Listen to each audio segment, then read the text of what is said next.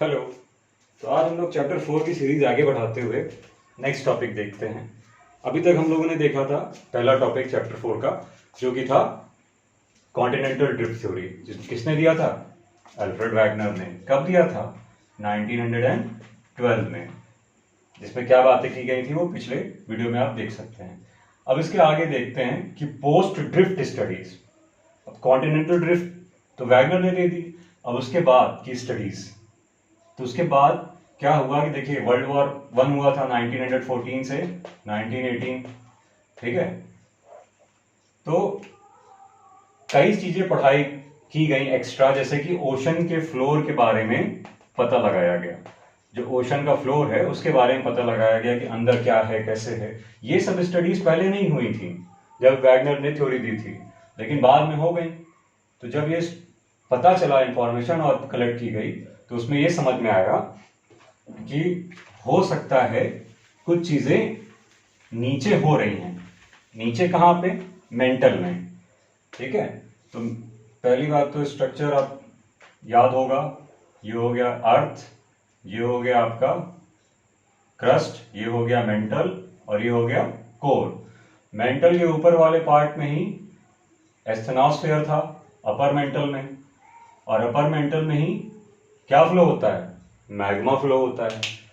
ठीक है, तो यहां पे मैग्मा होता है फ्लो, तो मैग्मा चैम्बर हो गया ये।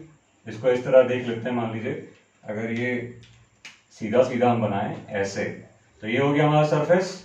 ये क्या हो गया? क्रस्ट। क्रस्ट नीचे तक फैला हुआ है, लेकिन क्रस्ट के बाद जो यहाँ पे नेक्स्ट लेयर आती है वो क्या होती है? मेंटल होती है। अब मेंटल में ऊपर वाला पार्ट, अपर मेंटल, जो ऊपर वाला पार्ट है वो एस्थेनोस्फेयर कहलाता है। यहीं पे क्या होते हैं? यहीं पे सारे मैग्मा होते हैं। कहां तक फैला हुआ है एस्थेनोस्फेयर? 400 किलोमीटर तक। तो ये मैग्मा जो है, ये यहां पे कुछ तो हो रहा है। क्या हो रहा है? अब ये बातें बताई ऑथर होम्स ने।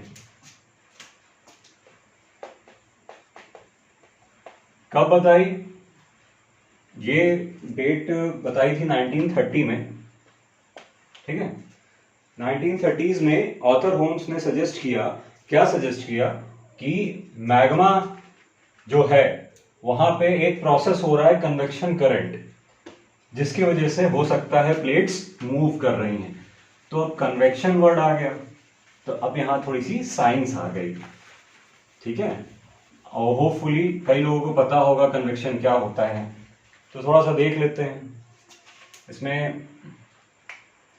जब हीट मूव करती है, ठीक, तो हीट 3 तरीके से मूव करती है, या सॉलिड में, लिक्विड में, गैस में, और बिना किसी मटेरियल के, या बिना किसी मतलब वैक्यूम में भी चल सकती है।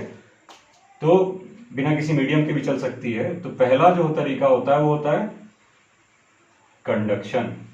सबने सुना होगा कंडक्टर होता है, wire is a good conductor. ठीक है, और क्या कहते हैं, iron is a good conductor. Conduction में क्या होता है? कंडक्शन में मेनली मान लीजिए ये एक आयरन का रॉड है, तो इसमें ढेर सारे मॉलिक्यूल्स हैं। ठीक है, सॉलिड में तो बहुत ढेर सारे मॉलिक्यूल्स होते हैं। अब आप यहाँ पे गर्म करेंगे, अगर हीट देंगे इसको एक साइड में, तो ये अपने बगल वाले को ट्रांसफर करेगा हीट, अपने बगल वाले को ट्रांसफर करेगा हीट, अपने बगल वाले को ट्रांसफर करके यहां तक पहुंचा देगा। लेकिन ये खुद आगे नहीं बढ़ा, बस बगल वाले को इसने क्या कर दिया? ट्रांसफर कर दिया हीट। तो ये प्रोसेस हो गया कंडक्शन, जिसमें मॉलिक्यूल नहीं मूव कर रहे हैं, बस बगल वाले को ट्रांसफर कर दे रहे हैं। तो ये सॉलिड में कंडक्शन होता है। और वही कन्वेक्शन की बात करें, तो कन्वेक्शन जो है आपका लिक्विड या गैस में देखने को मिलता है। क्या होता है कि मान लीजिए ये पानी है, इसके अंदर पानी है, ये यहां वाले पानी का मॉलिक्यूल का नाम मान लीजिए ए रख देते हैं, यहां वाले के मॉलिक्यूल का नाम मान लीजिए डी रख देते हैं।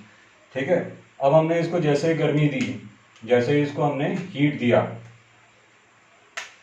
ये हीट दिया नीचे से, तो नीचे वाला मॉलिक्यूल गर्म हो गया, और नीचे वाला मॉलिक्यूल गर्म होने की वजह से ऊपर आ जाएगा, और ऊपर ठंडा वाला क्या होगा? नीचे आ जाएगा।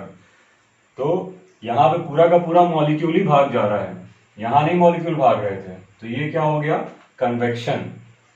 ऐसे गैस में भी होगा तो ये कन्वेक्शन की वजह से मॉलिक्यूल ऊपर जा रहा है, नीचे जा रहा है, जो अपनी जगह छोड़ के चला जा रहा है कहीं और रेडिएशन क्या होता है, रेडिएशन में क्या होता है, किसी बिना किसी मीडियम के भी ट्रेवल कर सकती है।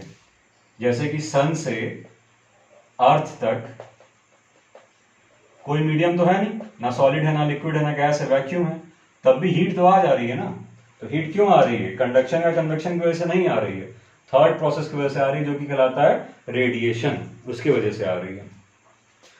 तो होम्स महाशय ने क्या बोला, ये बोला, ये सब बोल बोल के चले जा रहे हैं, पढ़ना हम लोग को पता है लेकिन जरूरी है पढ़ना, तभी तो हम समझ पाएंगे कि हमारा अंदर क्या हो रहा है, क्या प्रोसेस नहीं हो रहा है। ठीक है, तो इन्होंने क्या बोला कि मान लीजिए ये जो सरफेस है अर्थ का, अगर ऐसे मान लीजिए हो गया ऊपर क्रस्ट, यहाँ से हम मेंटल बना देते हैं, मेंटल के अंदर क्या ऊपर वाले मेंटल पार्ट में क्या भर दिया, ऊपर वाले मेंटल पार्ट में हमने मैग्मा भर दिया। अब ये मैग्मा जो है रेडियो एक्टिव एलिमेंट्स की वजह से, यहाँ पे आपके रेडियो एक्टिव एलिमेंट्स हैं, रेडियो एक्टिव एलिमेंट्स क्या प्रोड्यूस करेंगे, हीट प्रोड्यूस करेंगे। तो ये बगल वाले को गर्म किए, अपने ऊपर वाले को बहुत ज्यादा गर्म कर दिए, तो अब ये ऊपर वाला गर्म हुआ, मान लीजिए ए था ये वाला पार्ट, तो ये ए गर्म होके इसको गर्मी ज्यादा लगी तो भागने लगा, ऊपर चला आया, और फिर यहाँ वाला जो ठंडा वाला पार्ट था उसको नीचे दबा दिया गया, वो नीचे आ गया। तो अब देखिए यहाँ एक साइकिल बन रही है ना, ये वाला गर्म वाला ऊपर जाएगा और ये ठंडा वाला नीचे आ जाएगा, तो ये साइकिल बन रही है, इसी साइकिल को कहते हैं करंट, और ये कन्वेक्शन के थ्रू हो रहा है, इसलिए इसको कहते हैं कन्वेक्शन करंट। तो ऑथर होम्स ने यही सजेस्ट किया कि मेंटल में हो सकता है कन्वेक्शन करंट के वजह से जो है हमारी प्लेट्स मूव कर रही हैं।